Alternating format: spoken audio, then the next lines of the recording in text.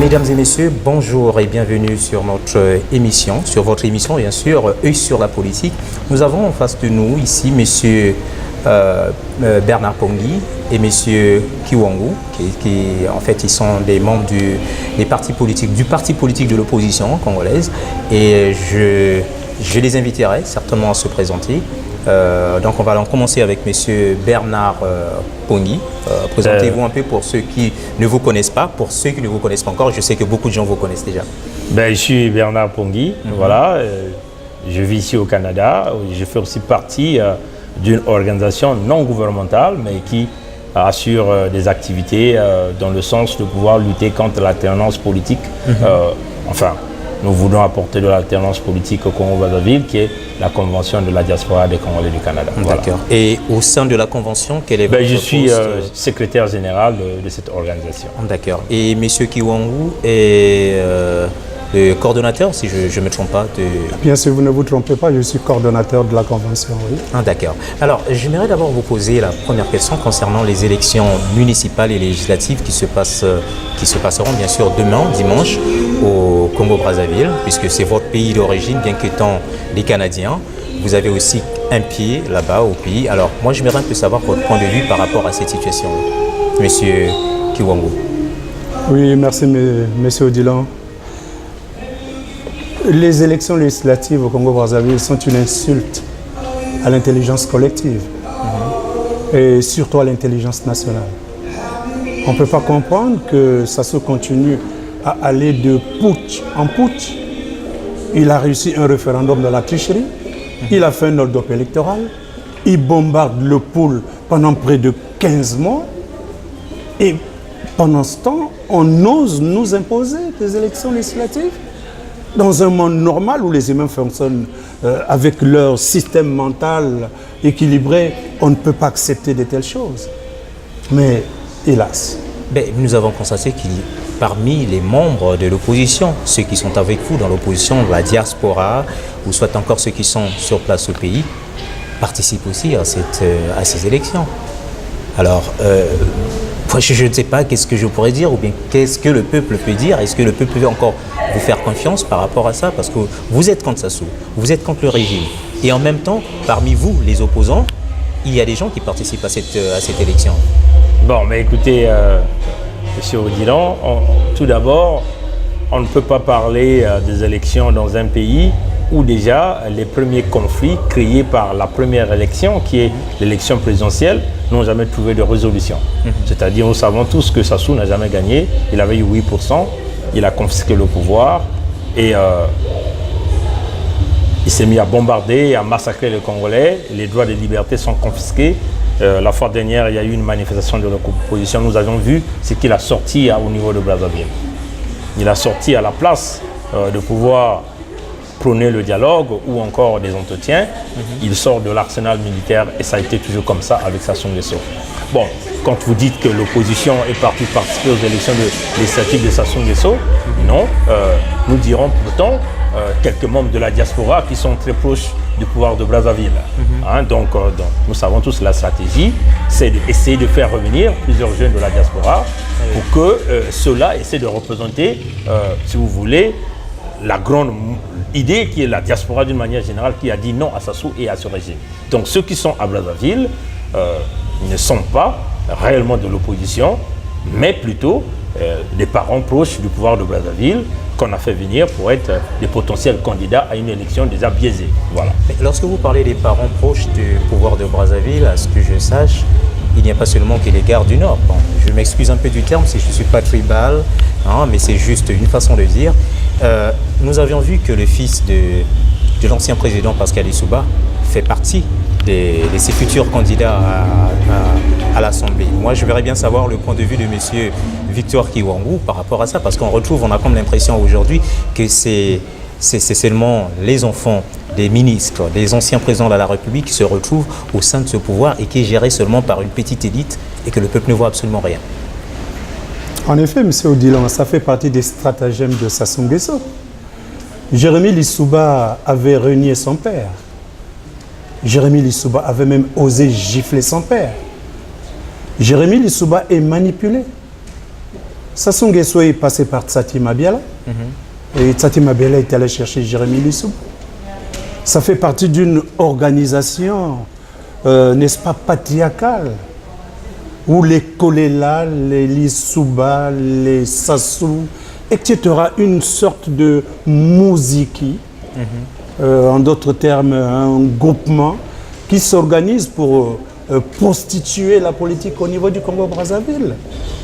La démocratie, ce qui est scientifique, ils ne la connaissent pas. Vous avez suivi le général Ndenge, peut-être que je m'en vais très vite en besogne, mais parlons de Mambeke, le général Ndenge l'a menacé jusqu'à dire qu'ils ont souffert pour avoir ce pouvoir. Donc c'est leur pouvoir, ce n'est pas le pouvoir du peuple congolais. Mais quelle est finalement la écoutez, monsieur Odilon, je vais vraiment réellement compléter les arguments que monsieur Kiwango venait de donner ici. Si vous avez vu, le pouvoir de Brazzaville a mis en place un mécanisme. Déjà, ils sont venus avec un slogan, celui qui a vu le père verra le fils. Hein, c'est une stratégie, la nouvelle stratégie pour gouverner le Congo. C'est-à-dire, ils ont tout fait. Au niveau, si nous essayons de voir comment ils essaient de repartir le gâteau du pouvoir au niveau du Congo, le Kwilu est géré par les Tisters, vous avez Jean-Marc qui est à l'intérieur, au niveau du pool, vous avez les Kolela qui sont là, là ils sont allés chercher Jérémy Lissouba, et au niveau du Niari, vous avez des fils Lusukumbomba, et ainsi de suite. C'est devenu un nouvel ordre au niveau du Congo. C'est quel régime finalement? Quel est le nom de ce nouveau régime? La stratégie, c'est que ils ont compris, leur stratégie, c'est de vouloir ramener Christelle Denis Sassou Nguesso comme président de la République du Congo. Donc de ce faire, pour éviter que Christelle puisse rencontrer une résistance, une forte résistance. Donc on essaie de ramener tous les autres départements autour du gâteau, mais en fin de compte, ils n'auront que des miettes. Le vrai gâteau, il va être géré par les Nguesso. Voilà un peu la nouvelle norme que ce régime a pensé mettre en place au Congo. Celui qui a vu le père fera le fils. Ben, nous qui sommes le peuple, parce que je parle ici pour essayer un peu d'éclaircir un certain nombre de faits à la population qui nous écoute, ceux qui voient ces genres de situations-là, est-ce qu'ils feront encore confiance en vous, les hommes de l'opposition, ou soit encore aux gens de la majorité présidentielle? Monsieur Odilon, il faut dire que le patronyme opposition est utilisé abusivement. Généralement, les hommes politiques congolais, ils négocient masqués. Ils se disent de l'opposition, mais le soir, ils se retrouvent dans les officines pour aller chercher justement la grosse part du gâteau. Le peuple dont vous faites référence, c'est la majorité silencieuse. Elle souffre, elle gémit, elle pleure, elle est massacrée, elle est violée. Elle est muselée. Nous sommes dans un état d'urgence, dans un état de siège. Donc ce peuple résiste au fond de l'âme. C'est nous maintenant au niveau de la diaspora qui devons nous organiser pour aller redonner une confiance à ce peuple. Mais qu'est-ce que Sassou Nguesso a fait? Il est entré dans la diaspora avec ses tentacules. Il a corrompu la plupart des personnes qui font semblant de parler. Si ce n'est pas qu'on soit parenté à Mwamba, mais on est parenté à Sassou Nguesso. Si ce n'est pas Sassou Nguesso, mais on est parenté à quelqu'un autour du pouvoir. Et cet argent est déployé en silence. Et on passe par des techniques, je vais vous dire. Le fils de Mwamba est passé par Londres pour créer le FIT 242. Il a déclaré dans un milieu fermé qu'il monterait faire naître cette organisation au niveau du Canada. Nous savons derrière quels parents de la région on est passé pour implanter le FIT 242. Heureusement que le secrétaire général de la Convention et moi-même avons pris la responsabilité de leur dire que nous avons des preuves que vous êtes des affidés. Mais nous nous démarquons, ce n'est pas que nous soyons purs, mais nous sommes objectivement déterminés à descendre ce pouvoir par tous les moyens. Mais quelle alternative finalement pour le régime en place? Parce que on ne peut pas, moi je ne dirais pas, parce que du côté de la force, c'est impossible déjà, parce qu'on ne le préconise pas pour éviter un peu qu'il y ait des morts des populations. Mais du point de vue négociation, du point de vue, je ne sais pas comment, quelle est la solution que vous préconisez, vous, l'opposition? Parce que votre opposition a été infiltrée, telle que vous l'avez dit, mais je ne sais pas qu'est-ce que vous préconisez dans ce point. Donnez-moi une seconde, s'il vous plaît. Vous allez interagir. Ne dites pas que c'est impossible. Parce que le peuple congolais reste tranquille. Sassou s'en va toujours les massacrer. Regardez ce qui se passe dans le Poul. Est-ce que les populations du Poul ont fait quoi pour qu'on les massacre? Mais ne pensez pas que Sassou est une personne qu'on ne peut pas détrôner. En ce qui nous concerne, nous nous réclamons de l'opposition, mais une opposition dynamique qui travaille à l'ombre. Nous ferons tomber Sassou par tous les moyens. D'accord, vous avez écouté, Monsieur Victor Kiwangou vient de dire que Sassou tombera. Et nous avons une question concernant un peu le niveau d'éducation. Bon, je ne parle pas de niveau d'éducation, ce n'est pas une façon d'insulter ou je n'insulte personne, mais ce que nous avons remarqué pendant cette campagne, dans les affiches des campagnes présidentielles et législatives, il y a un certain nombre de fautes de grammaire, d'orthographe que nous constatons auprès de ces candidats-là. Est-ce que, moi j'aimerais bien savoir, est-ce que le niveau d'éducation de la langue française a baissé même auprès des personnes qui prétendent aller représenter le peuple au sein du Parlement? Que feront-ils, par exemple, pour la rédaction des projets, des lois, je ne sais pas, beaucoup de choses qui se font au niveau du Parlement? Bon, monsieur Odilon, excusez-moi, avec ce petit sourire que je commence à répondre à cette question.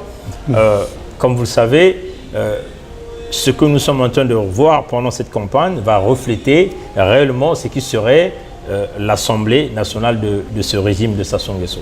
Donc nous verrons des gens, bon, je ne vais pas rentrer dans les polémiques du niveau éducatif, mais d'une manière générale, nous savons par exemple le baccalauréat venait d'être publié ou proclamé au Congo-Brazzaville. Il y a eu un taux d'admission de 26%. C'est assez faible, hein? Ben voilà, c'est très faible. Très très faible. Et nous savons que Sassou, dans son projet de la destruction du Congo, l'éducation faisait partie de la ligne de mire, c'est-à-dire briser le système éducatif pour essayer de ramener les jeunes Congolais à l'esclavagisme. Et c'est ce que nous avions remarqué. Qu'est-ce que nous remarquons? Les écoles manquent de tout, les universités ne fonctionnent pas, et tous ces jeunes n'ont pas d'emploi, ils n'ont pas de choix.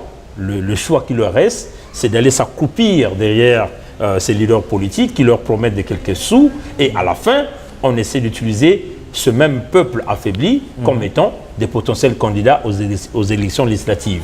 Et donc, ne vous étonnez pas de voir ce genre de caricature, des fautes d'orthographe. Et nous, cela reflète aussi réellement quel serait le type de projet de loi qui sera donc adopté à cette Assemblée. Voilà. S'il vous plaît, monsieur Odilon, vous voyez bien le culte de la médiocrité. Il est affiché avec ostentation. Et que va représenter la vitrine du Congo-Brazzaville rien qu'autour de l'Afrique, lorsqu'on se permet, même si c'est pour faire rire, comme ils sont là, un théâtre des ignorants, de venir afficher ce genre de pancarte pour faire une élection imposée pendant une période laquelle le peuple est embastillé, les responsables politiques sont en prison, et j'en passe. Ça confirme encore l'état de bestialité des personnes qui prétendent gouverner le Congo-Brazzaville. C'est une honte. J'en ai vraiment honte.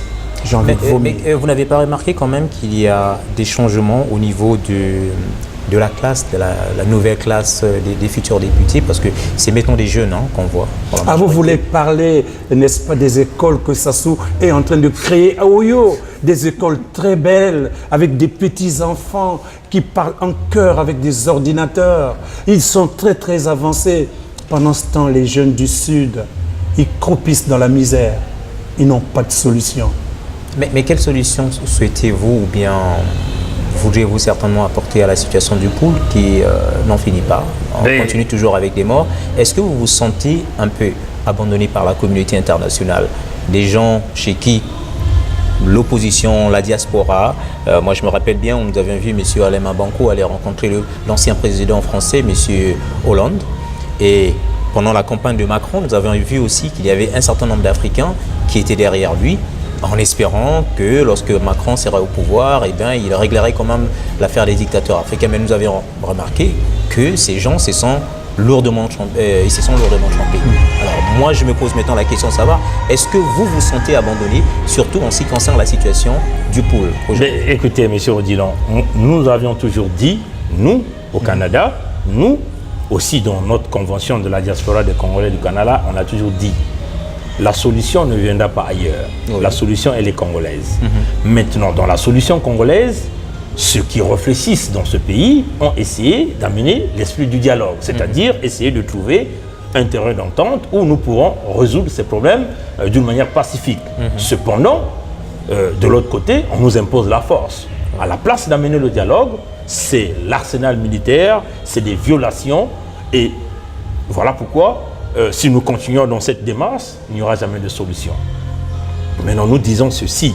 La solution des problèmes du Congo, ce ne sont pas des Canadiens qui viennent résoudre les problèmes du Congo. Ce ne sont nullement les Français, même pas les Américains. Vous étiez au ministère des Affaires étrangères. Oui, mais ça fait partie de la diplomatie. C'est-à-dire, dans la diplomatie, nous avions voulu résoudre le conflit du pôle d'une manière pacifique. Voilà pourquoi nous avions utilisé tous les leviers et tous les mécanismes qui étaient nécessaires pour nous. Nous avions pensé ça. Mais malheureusement, nous nous sommes rendus compte que ça ne bouge pas d'un cran. Quand bien même qu'il y a un certain nombre de sanctions, par exemple du point de vue financier, qui sont là, mais de levier sur vouloir ramener la démocratie au Congo, ça ne bouge pas. Maintenant, nous disons ceci aux Congolais. Ce ne sont pas les Français ou les Américains qui viennent aider le Congo, c'est nous-mêmes les Congolais. Maintenant, la solution, dans la solution du pool, est que Sassou doit quitter. Et si Sassou ne quitte pas, le Congo va encore connaître les mêmes choses, les mêmes violations. Après le pool, ça passerait d'un autre département. Donc, nous pensons que la solution, présentement, doit être militaire. Il faut forcément qu'il y ait une force militaire au Congo.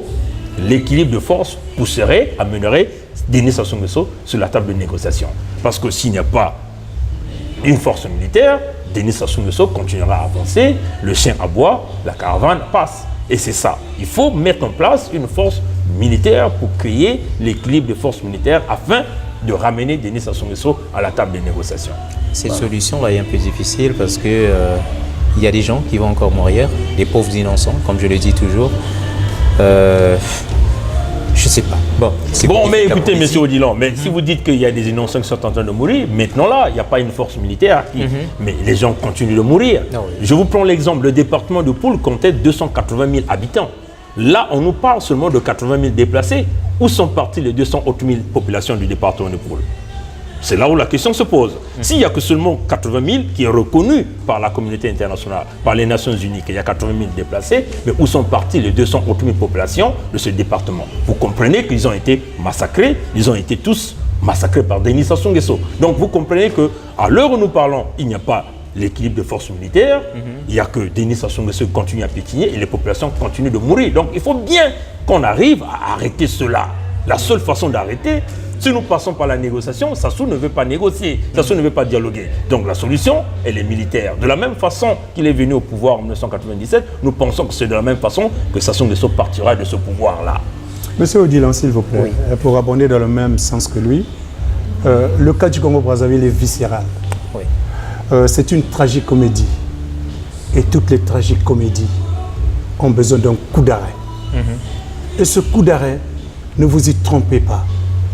Ce peuple qui gémit dans le silence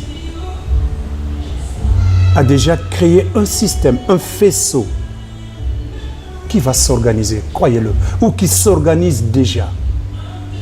Sassou n'acceptera jamais le dialogue. Il se sent en position de force. Sassou refuse tout ce que nous proposons. Je vous ai parlé de Mambeke. Oui. Le général Ndenge est monté au créneau. Il a menacé ces jeunes de mort. Et nous avions vu dit que c'est leur des pouvoir. photos ensemble, il y a eu réconciliation. Mais justement, c'est pour ça que je vous parle de la tragicomédie. C'est théâtral, cette approche des choses. Le jeune s'est senti menacé. Il a accepté, j'allais dire stratégiquement, la menace du général. Il a accepté le rendez-vous. Mais il a enregistré le général pour démontrer la crapulité, la méchanceté de ce régime, qui pense qu'ils sont propriétaires et que c'est eux qui ont combattu. Mais ils ont combattu qui? Les Rwandais? Les Angolais? Le pouvoir, l'ancien pouvoir, les Zambiens? l'ancien régime. Où ont-ils combattu des Congolais qu'ils ont massacrés? On parle de près de 500 000 morts qui sont sur la tête de ce monsieur. Mais vous parlez de la communauté internationale, mais elle n'existe pas. La communauté internationale a besoin des jokers comme Sassou pour jouer leur jeu. Et pendant que Sassou est en train de massacrer le peuple est en train d'être pompé au large. Les bois sont en train d'être coupés. L'or est en train d'être extrait des sols. C'est valable dans d'autres pays de l'Afrique. Parlez du Mali, parlez de la Centrafrique. C'est la même tragicomédie qui continue. Mais pensez-vous qu'on négocie avec ce genre de personnes? Non. Si la mort ne les arrache pas naturellement, ben il faut qu'on aille chercher leur crâne. Il y a toujours un moyen. Nous avons tous un talon d'Achille. Et ce moment viendra. Ne vous en faites pas, monsieur Odilan. Mais tu sais, j'aimerais aussi bonder dans la même direction, puisque nous sommes dans l'affaire Mambeke. Oui. Vous croyez que c'est vraiment normal pour un responsable de police, le numéro 1 de la police, de pouvoir parler des menaces de mort et de disparition, de guerre à un citoyen qui n'est pas armé, qui n'a ni commis un acte de violence? Ça vous montre ici, par le témoignage de l'audio qui circule dans le monde entier, la cruauté de ce système et de ce régime. Un syndicaliste à l'exercice de ses fonctions. Exactement, exactement. Et donc, quand nous essayons de voir ici ce qui se passerait dans l'ombre que nous ne savons pas, vous réalisez ici que c'est vraiment pire que ça. Combien de Congolais manquent à l'appel? Nous le savons. Il y a plusieurs familles qui sont en train de chercher les leurs parce qu'ils manquent à l'appel. Et ça fait partie des pratiques de ce régime. Puisque M. Général Ndengue dit qu'ils ont eu ce pouvoir par le prix du sacrifice, les Congolais. Mais non, ce ne sont pas des Congolais. C'est eux qui ont sacrifié les Congolais pour pouvoir s'acquérir ce pouvoir et ils continuent à sacrifier les Congolais jusqu'à aujourd'hui. Il faut bien que cela s'arrête.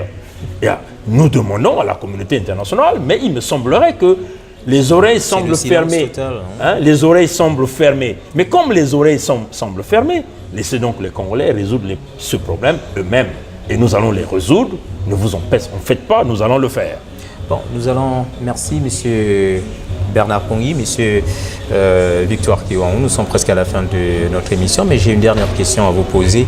Qu'est-ce qui est devenu votre opposition, l'opposition de la diaspora en Amérique du Nord? Bon, écoutez, d'une manière générale, les Congolais d'Amérique du Nord sont toujours unis, d'une manière générale. Si vous essayez de voir, il y a l'unanimité dans toutes les actions que nous sommes en train de mener, mais seulement nous nous sommes décidés de ne plus venir dévoiler ce que nous faisons aux médias. Parce que l'ennemi utilisait tout ce que nous venons sur les médias pour essayer aussi d'utiliser leur réseau, ainsi de suite. Et donc nous nous sommes décidés de travailler dans le silence et de continuer à mener le combat jusqu'à obtenir le départ de Denis Sassou Nguesso, parce qu'il n'a jamais gagné l'élection présidentielle. Et M. Victoire Kiwangou? Bon, je vous ai parlé des masques en amont et en aval. Je peux vous dire que très peu des frères de la diaspora travaillent réellement pour la plateforme. Ils font semblant. Et ils brillent par une sorte de procrastination. Donc, ils font semblant de faire traîner les choses. C'est de la technique du pourrissement. Le temps passe. Imaginez-vous, on a parlé des biens mal acquis. Oui. Il est question d'une procédure au niveau du Canada. Est-ce qu'on va passer du temps à faire des réunions téléphoniques?